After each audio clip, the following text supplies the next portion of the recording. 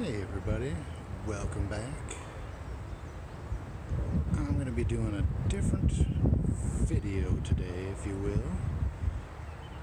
I'm here at the birthplace of the European, African, Asian, everyone who's not Native American, if you will. This is where it started in Minnesota. I'm at ColdWater Springs. We'll give you a little history today. We'll give you a little walking history tour. Something different. It's not metal detecting, it's not cards. But you know what? You might learn something. I might be wrong on some things. So, if I'm wrong, leave a comment. I'm not a historian. I'm just here giving some facts. Right over here, there's a parking lot over there. Right over here, I was told there was kind of over there, there's 4 oaks, which were kind of the sacred spot for the Native Americans. I'll get you into some history of all that. In fact, let's just do a little walking. We'll just delve right into it. So this is basically right over there. You can't see it. Right over there, somewhere. That is the Mississippi. That's the Mississippi. So right around here, it's a conversion of the Minnesota River and the Mississippi River. So this was a sort of sacred spot, meeting spot, if you will, for Native Americans. So I'm just gonna walk around, show you. It's right here. There's somewhere right around here. There used to be 4 oaks, which used to be, I think, represent the horse or something like that. I'm probably wrong, but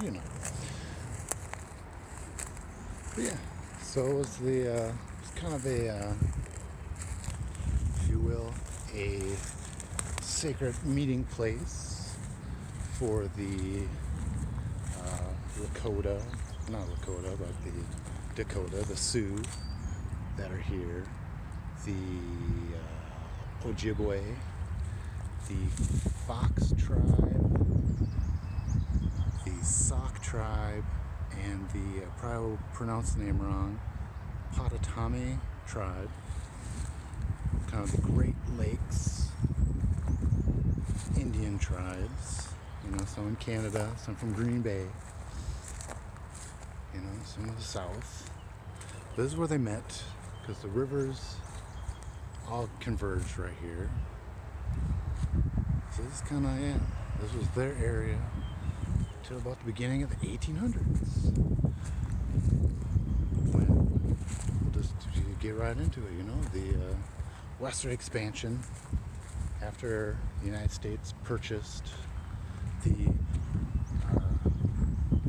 Louisiana purchase from Napoleon, and so basically they sent out all the expeditions, everyone out. You have the Lewis and Clark. I think there was like the Jefferson expedition. There were some other ones, just to see what was out here, to settle up. So a gentleman by the name of, and I'm just gonna throw you on these names. We got, Pike, Zebulon Pike.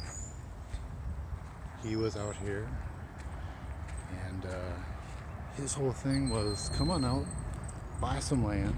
So he went, we're not going to get into the politics, because I'm sure, the wasn't really probably a fair thing for the Sioux. But, so Pike came out here, bought a bunch of land from the Metawankiton Sioux community, tribes that were out here. Then that was going to establish military. So the area that he bought a big chunk of land that was going to be military area, military complex, to whatever build, whatever. So basically, actually, I think I'm gonna go back this way. So we bought it. Then we had people move down here to ColdWater Springs. I think under Lieutenant Colonel Levinthan. He came here, started construction of course, what would be Fort Snelling. And I will get into that video. I'll be going there, be doing some other videos. I'll show you Pike Island, where he was, which was eventually, was basically sort of an internment camp for the Sioux. They were basically forced there and basically forced off their land. We won't get into too much politics, but yeah, it was, basically wasn't very happy for them. So yeah, so basically I moved in ColdWater Springs. Let's call it Camp ColdWater. And the reason they did that was because they found there was a natural springs, hence the name ColdWater Springs. So you follow this trail, follow the trail. So we have this spring. And so they found, wintertime, that this spring never froze. So like, oh, okay. So look at this. This is limestone. This is going to run all the way to St. Paul, Minneapolis. This is limestone created by, our inland sea. And that's thousands and thousands of, shells and things just piled up. Organic matter, it makes limestone. So what happened was, of course, millions of years ago, inland sea carved out, glaciers were here. They kind of carved out and left the water that's where all this natural spring is, because it was carved out. So, look around.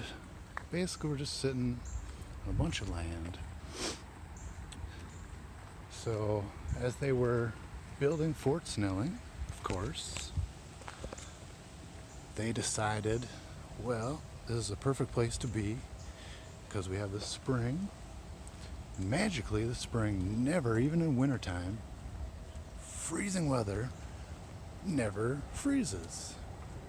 Watch ducks, they knew. And of course, this is, like I said, it was a sacred site for the Native Americans that came here. So, like I said,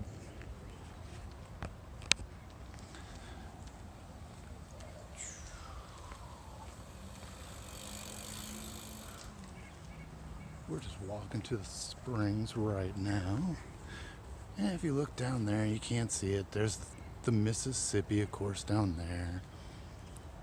There's some more trails. Fun little park to go to. Going to the springs now, I'll show you. So eventually, Leavenworth died, and Josiah Snelling ended up, Colonel Josiah Snelling ended up taking over. They did finally complete, about 1820 something, Fort Snelling. But thanks to the water, so they ran pipes, and they had water trucks running the water to Fort Snelling so that they could survive and do what they were doing. So we're just walking to the springs. So then they moved to Fort Snelling, kind of sat empty. Then it wasn't until the Civil War started up, and then they came back. You know what I mean? They came back to Fort Snelling. I'll get into a little bit of all that when I do another video of Fort Snelling. So they did Fort Snelling, moved there, named it after, Colonel Josiah Snelling. Pretty cool. But yeah.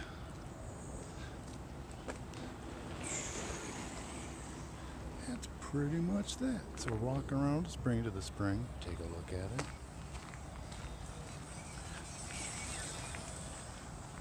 Yeah, so like I said, we're on a natural limestone bed. So that's why the water, because of the glacier, carved it out, left the water when they retreated. Natural spring never freezes. So it wasn't until, like I said, Civil War, they came back.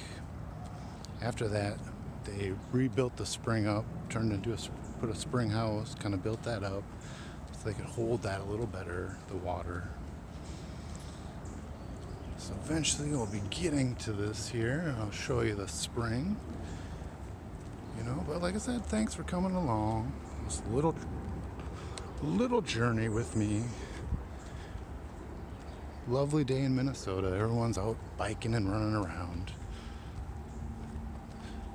Eventually, I think we're coming upon it.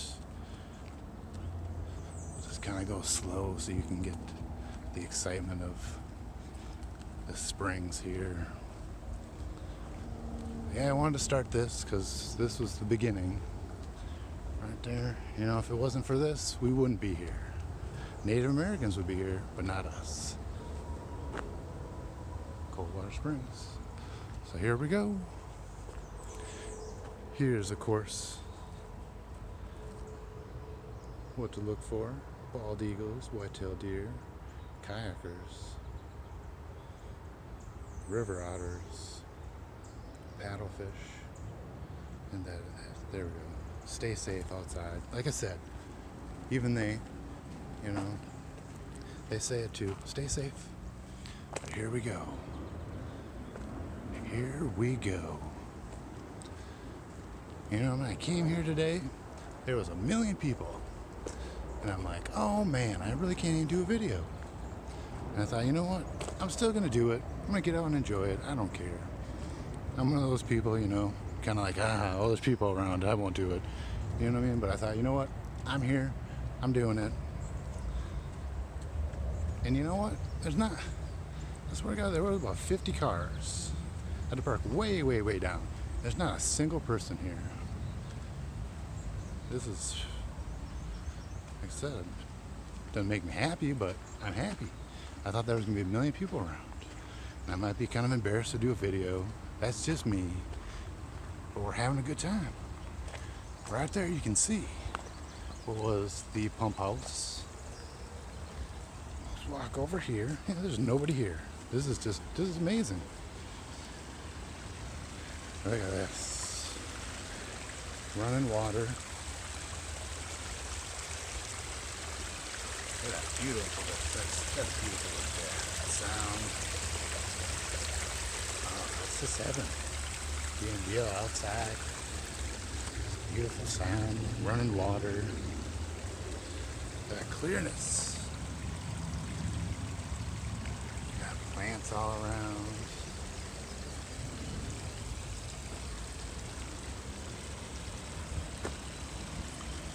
And can't get any better. Like I said, I thought it'd be 1 million people. There's not a single person here. It's just, it's meant to be, Here's some more of the water. It'll be nasty, when summertime comes. Right now it's clear. Of course we have Mr. and Mrs. Duck right there. Say hello. And so basically what they did, get up here. After, Civil War, they built that pump house right there. Then they built this retaining wall. They built that retaining wall that went around it. Like I said, it was just a stream. It never freezes over, even in the wintertime, never freezes over. So if it wasn't for this place, Minnesota as we know it Might not have developed as soon as it did, but this definitely got us here. You know, and might not have got here in a really good way, but it's how we got here. You know what I mean? At the expense of other people, Native Americans mainly, and other people. But this is the old pump house.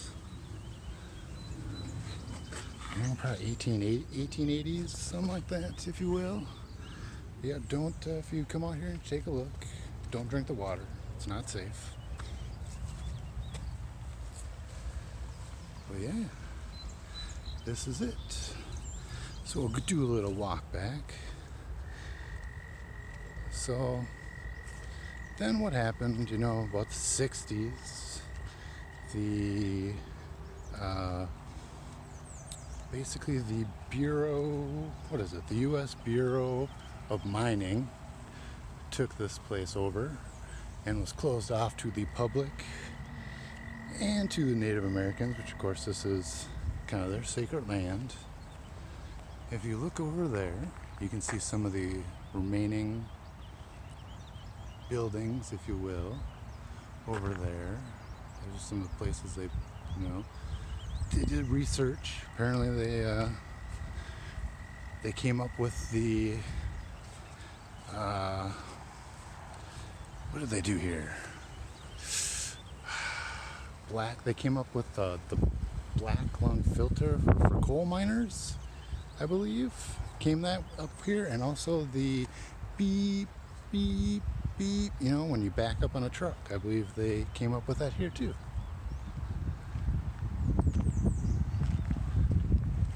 But as you can see, as always, you know, we're just out having a good time, so I'm glad you were here with me. Take a look. Maybe you learned some. You know, learn from your past or be doomed to repeat it. You know, from Zebulon Pike to Snelling to everything that happened. You know, to the 5 tribes. You know what I mean? If anything, just kind of might give you a little more interesting into learning about history of Minnesota or different places like that. But I thought I would like to just come out here and show it. And I'm certainly happy that there was no one here. Like I said, it's a great day. Everyone's out there biking around at the trails. I thought there'd be a million people here. But no, there's nobody here. Peaceful, calm, me and the birds, maybe some deer. But yeah, like I said, over there, down the hill, it's the Mississippi, not that far. But here I want to give you a little scary but interesting fact as we're walking back about the Mississippi River that many people probably don't know about, but probably scary if you knew. There is a old eroding dam on the Mississippi up by, you know, Stone Arch Bridge and all that around there, that's actually holding back the Mississippi. No one talks about it, but what would happen, and right now it is eroding. I don't know, hopefully they do have plans to do something with it, because if that erodes, the Mississippi will go down and it will be gone. So people of Minneapolis, people of St. Paul will have no water. The surrounding communities, actually it's kind of an interesting fact. It might make you want to look up where your water comes from, because there's a lot of cities in Minnesota that aren't by the Mississippi River that get their water. I'm talking a lot. So if that dam breaks and the Mississippi goes down, we lose our water. We lose our lives. It would be very terrible. It'd be catastrophic. No one really knows. I mean, they know about it. They don't talk about it. I've seen an article on it. But that's pretty big news. That if we lost our water source, Minneapolis, St. Paul, surrounding cities around there's a lot of cities. You might think, I'm like a half an hour away.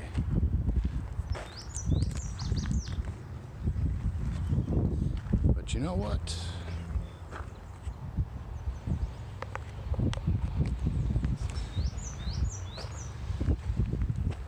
It can affect you too. So when I found that out, I was kind of like, whoa, that's crazy. You know, but as always, so here, yeah, there's one of these, I think they stored, you know, this looks like one of those things where they would store rocks and different grades of rocks and stuff like that, sand, something like that. But these are all the abandoned buildings that just down to nothing. There's nothing left. But yeah, as always, you know, thanks for taking this journey with me today. Hope you learned something. I had a good time. Hope you had a good time. I'll see you for my other videos. Stay tuned. I will be doing a Fort Snelling. Then I'll be doing a Pike Island for, you know,